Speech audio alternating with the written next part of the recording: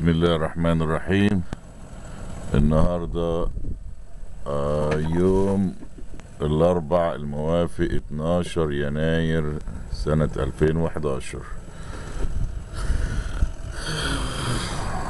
ده تقريبا رابع ستورم السنة دي، بس ايه ده شكله اكتر واحد فيه كمية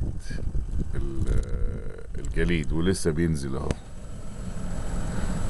ده انا واقف في البيت من ورا، شوف العربية دي اللي تحتينا متغطية ازاي، شوف الجيران بينضفوا اهو كل المنطقة